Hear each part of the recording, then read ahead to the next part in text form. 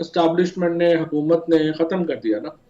वो तो देखें, इन्होंने उसको ना सोचा ना समझा। वो सारे लोग, चाहे वो असद हम्म। उमर थे, चाहे वो इमरान इस्माइल थे, अली जैदी थे, परवेज़ खट्टक साहब थे, या मैं था, और बहुत सारे लोग थे, बेशुमार लोग, हज़ारों की तादाद में। उन लोगों को ज़बरदस्ती जो है उनकी सियासत ख़त्म करने की कोशिश की गई, उनको जेलों में डाला गया, अब जुल्म और तशद्दुद जो है वो किया गया, सियासत छुड़वाई गई, कईयों से हम्म। पार्टी छुड़वाई गई। आपको लगता है अपने एक्सपीरियंस से कि पीटीआई की जो कमान है, सेक्रेटरी जनरल के ओहदे हैं, ऐसे लोगों के पास होने चाहिए जिनका सियासी बैकग्राउंड हो?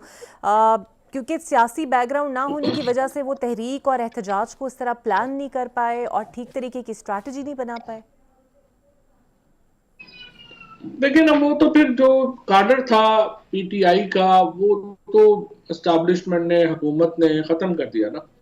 वो तो देखें, इन्होंने उसको ना सोचा ना समझा। वो सारे लोग, चाहे वो असद हम्म। उमर थे, चाहे वो इमरान इस्माइल थे, अली जैदी थे, परवेज़ खट्टक साहब थे, या मैं था, और बहुत सारे लोग थे, बेशुमार लोग, हज़ारों की तादाद में। उन लोगों को ज़बरदस्ती जो है उनकी सियासत ख़त्म करने की कोशिश की गई, उनको जेलों में डाला गया, अब जुल्म और तशद्दुद जो है वो किया गया, सियासत छुड़वाई गई, कईयों से हम्म। पार्टी छुड़वाई गई।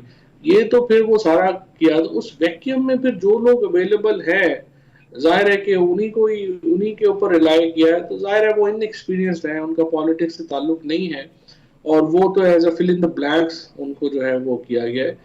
बाकी तो मुझे ये जाहिर है कि इनकी खामी ये है कि काम जो आप नहीं समझते, तो फिर इनको चाहिए ना कि शाह महमूद कुरैशी साहब बार बार कह रहे हैं, कल एजाज चौधरी साहब ने खत लिखा है, उसके बाद जो महमूद रशीद हैं, यास्मीन राशिद हैं, इन लोगों को कंसल्ट तो करें ना जाके, कि ये लोग क्या कह रहे हैं। उनसे बात करने की जरूरत है, समझने की जरूरत है, उनकी गुफ्तगू तो करें, उनसे बात समझें तो सही। बिल्कुल।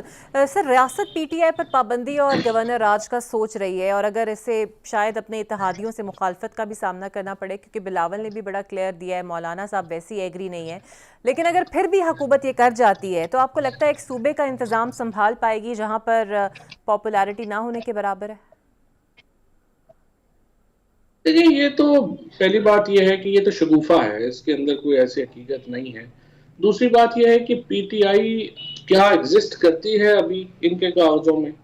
फैक्ट इज कि पीटीआई का इंतखाबी निशान ले लिया गया है। हम्म। आपको मालूम है इलेक्शंस में जो हुआ, उसके बाद इलेक्शन पीटीआई आज़ाद उम्मीदवारों के तौर के ऊपर लड़ी है। हम्म। इमरान खान जो चेयरमैन है, उनको डिस्क्वालीफाई करके उन्होंने डाला हुआ है, जेल में डाला हुआ है। उसके बाद जो बाकी मामलात हैं, वो सारे जो हैं वो वैसे के वैसे चल रहे हैं।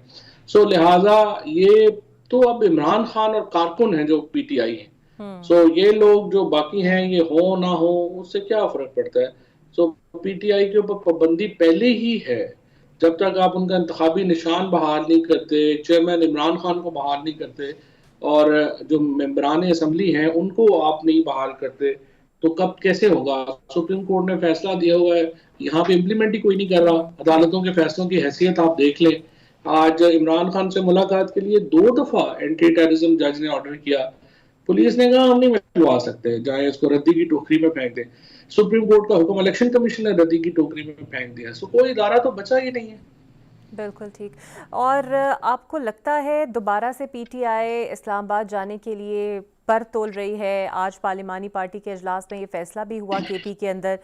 आपको लगता है इस क़यादत की कॉल पर दोबारा एक तो कारकुन निकलेंगे, और ये जाना फिलहाल इतनी जल्दी इस वाक़े के बाद सूदमंद रहेगा पीटीआई के लिए? लेकिन ये मसला तो ये है कि आपने पीटीआई के पास और छोड़ा क्या है।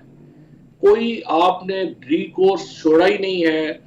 8 फरवरी को अवाम ने इलेक्शन में पीटीआई को इलेक्शन जितवाया, आपने 9 तारीख को रिजल्ट बदल दिए। हम्म। इलेक्शन कमीशन ऑफ पाकिस्तान का बतौर इदारा वजूद ही एग्जिस्ट नहीं करता। फिर आपने वो एंटी टेररिज्म के जजेस जो थोड़ा बहुत भी रिलीफ दे रहे थे आइन कानून के मुताबिक, उनके घरों में घुस के उनकी फैमिलीज को उठाया गया। जो हुआ वो आपके सामने है। 6 हाई कोर्ट के जजेस के साथ जो हुआ वो आपके सामने है। सुप्रीम कोर्ट को बतौर इदारा खत्म ही कर दिया गया है। तो मुझे आप बताइए, एहतजाज के अलावा ऑप्शन क्या है? कोई कॉन्स्टिट्यूशन मुल्क में बाकी है, कोई कानून बाकी है? तो वो बता दें, फिर उसके मुताबिक चल पड़े। पीटीआई के पास कोई ऑप्शन नहीं है एहतजाज के अलावा। बिल्कुल सही। बहुत शुक्रिया फवाद चौधरी साहब, सीनियर सियासतदान।